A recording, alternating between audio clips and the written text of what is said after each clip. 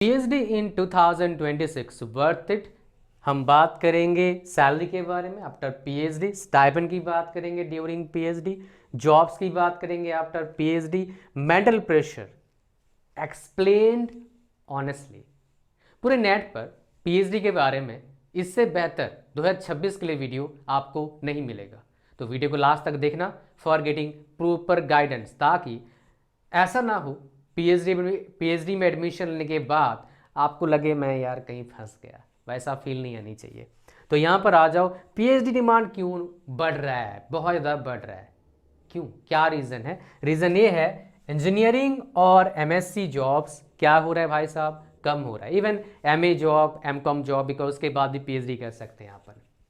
Private companies जो है skills prefer कर रहे हैं ओवर डिग्रीज। इसका मतलब क्या है? यहाँ पर कई सारे लोग मिसगाइड करते हैं लोगों को। यहाँ इसका मतलब है डिग्री आपको आनी चाहिए, डिग्री आपके पास होनी चाहिए, वो बेसिक क्राइटेरिया है। डिग्री है इंटरव्यू, डिग्री और परसेंटेज और आपका कॉलेज वो है इंटरव्यू रूम तक घुसने का जरिया। जितना अच्छा होगा उतने जल्दी इंटरव्यू रूम में घुस जाओगे। अब इंटरव्यू रूम में आपको अपॉइंटमेंट लेटर मिलेगा नहीं मिलेगा, उसका डिसीजन होगा आपको क्या काम आता है, स्किल्स क्या आता है, हैंड्स ऑन एक्सपीरियंस क्या आता है, क्या आप कंपनी को बेनिफिट दे सकते हो, कितना पैसा आप कमा के कंपनी को दे सकते हो आपके स्किल के जरिए। उस बेस पर डिसीजन होगा आपको जॉब मिलेगा या नहीं मिलेगा। इसको गलत तोड़ मोड़ के लोग बच्चों को बताते हैं वीडियोस पर स्किल्स मैटर करता है खाली, नहीं भाई, स्किल्स इंटरव्यू रूम में मैटर करता है। इंटरव्यू रूम तक एंटर करने के लिए डिग्री चाहिए, परसेंटेज चाहिए, और क्या चाहिए, अच्छा कॉलेज तो बहुत बढ़िया, वाह वाह, मज़ा आ जाएगा।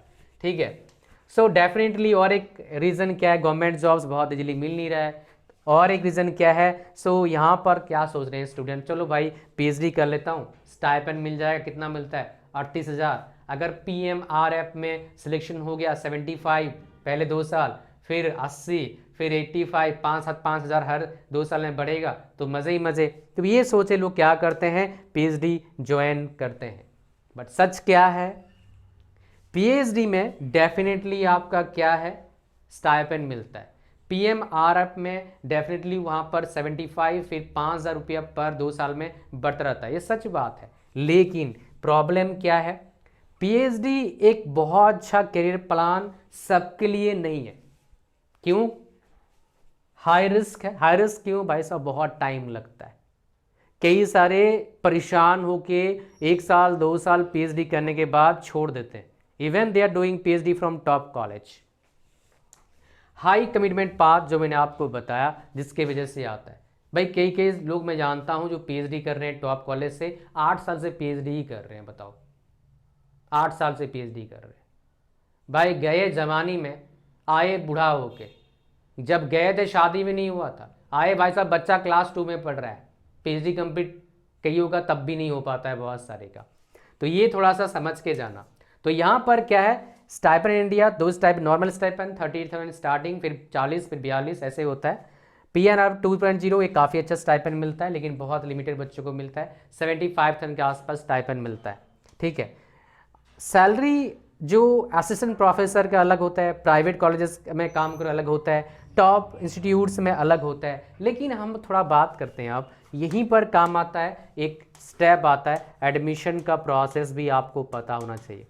वेल, पीएचडी में एडमिशन का प्रोसेस सबसे ज़्यादा आसान होता है अगर गेट क्वालिफाइड हैं। अगर गेट क्वालिफाइड नहीं है तो आपका एंट्रेंस होगा, एंट्रेंस के जरिए क्या होगा, आपका सिलेक्शन होगा। गेट क्वालिफाइड हो तो स्टाइपेंड मिलना दोनों क्या है, आसान हो जाता है। गेट क्वालिफाइड नहीं हो तो मुश्किल होगा। Specially I am talking about BTech people, BTech plus MTech people. BTech के बाद भी कर सकते हैं पीएचडी, लेकिन वो इंटीग्रेट डिग्री होता है एमटेक प्लस पीएचडी। जैसे आईआईटी गांधीनगर, आईआईटी मंडी शायद, हाँ ये कॉलेजेस अभी ऑफर कर रहे हैं। तो ये आपके पास ऑप्शन है आपका। फिर आपका क्या होता है, एंट्रेंस के बाद क्या होता है, इंटरव्यू होता है, फिर पीएचडी में एडमिशन मिलता है। सबसे इंपॉर्टेंट क्वेश्चन है, आपको पीएचडी करना क्यों है? खाली अगर आपको नाम के DR. लगाना है, कोई सरकारी जॉब से मतलब नहीं है, प्राइवेट जॉब भी करना है, तो आपके पास एक बेटर ऑप्शन हो सकता है, या फिर मैं बोलूँगा ऑल्टरनेट ऑप्शन हो सकता है, उसका नाम है डीवीए। आओ पहले उसके बारे में बात करते हैं। कहाँ पर मिलेगा प्लेटफॉर्म भी बताऊंगा, फिर आगे बढ़ेंगे इस वीडियो में। जैसे आप लिंक पर क्लिक करेंगे जो इस वीडियो के डिस्क्रिप्शन और फर्स्ट कमेंट में है, वैसे ही आ जाएंगे आप अमेजिंग प्लेटफॉर्म पर। वो क्या है? कॉलेज विद्या। इस वीडियो को बना रहा हूँ मैं इनके कोलैबोरेशन से। सो लिंक पर क्लिक करते एक फॉर्म आएगा, इस फॉर्म को भरना है, आगे बढ़ना है। फिर इनका यही पावर सिस्टम आपके लिए बेस्ट कॉलेजेस और यूनिवर्सिटीज़ का इंफॉर्मेशन देगा जो DBA कोर्स करवाते हैं। सो बेसिकली DBA क्या है? PhD जैसा ही कोर्स है। इसका फुल फॉर्म है डॉक्टर ऑफ बिजनेस एडमिनिस्ट्रेशन। तो यहाँ पर बहुत सारे ऑप्शन है आपका DBA प्रोग्राम करने के लिए, बट DBA और PhD का एक डिफरेंस है।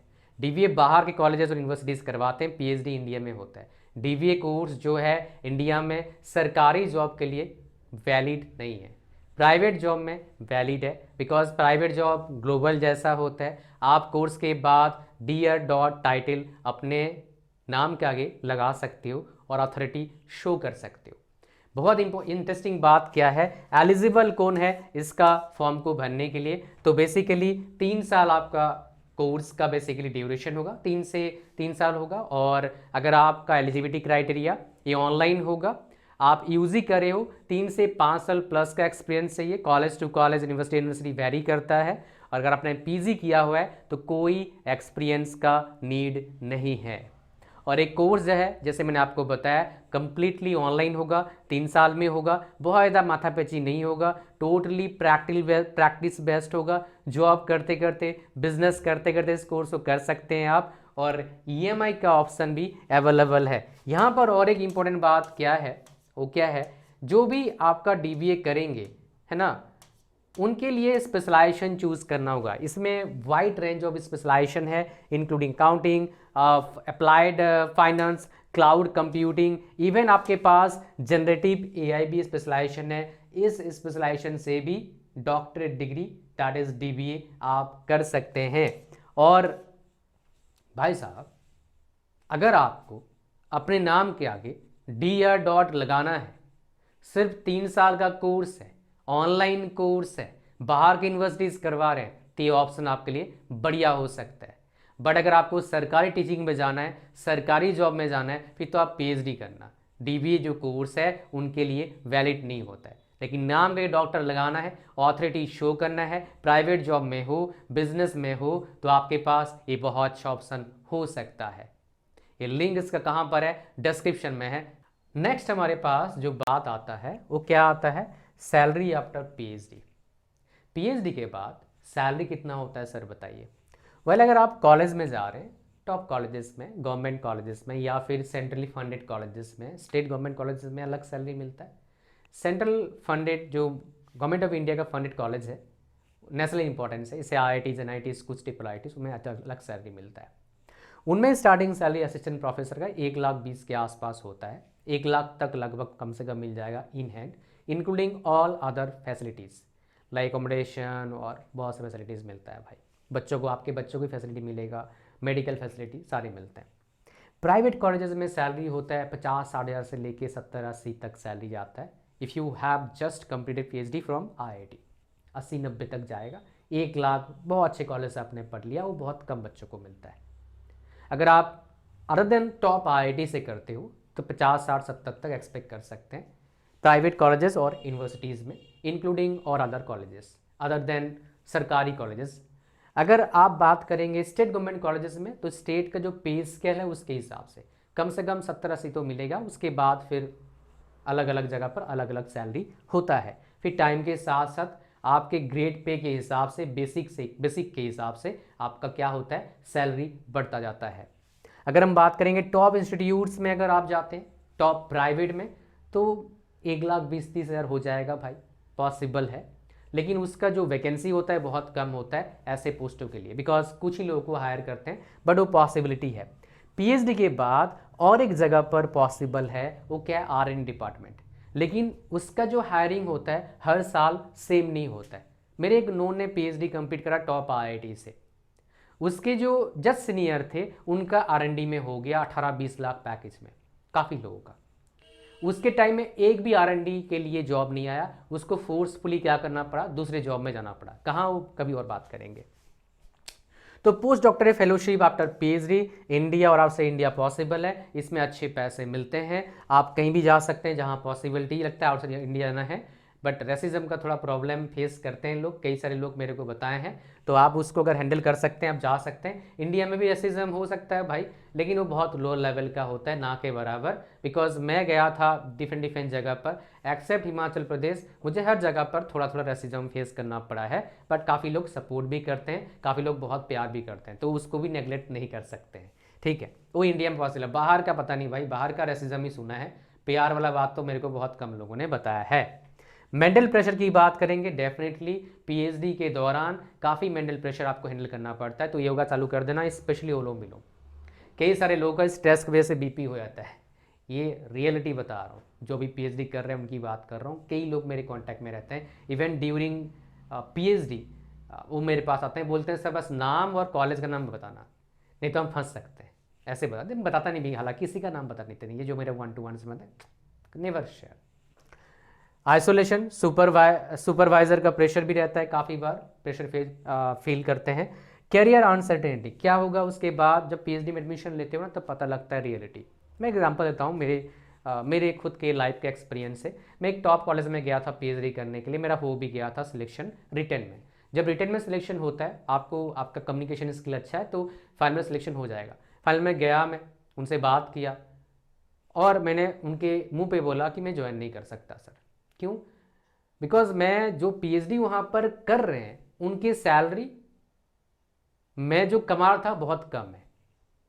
इवन उस कॉलेज जो मतलब उस मैकेनिकल मेरा है, एचओडी साहब ने बोला, एचओडी काफ़ी अच्छे थे, बाकी लोग भी अच्छे थे, बात करने में अच्छी बात करते, बिकॉज जो पीएचडी का बंदा जाता है तो वेल क्वालिफाइड होता है, ऐसे तो बेवकूफ़ तो है नहीं गया।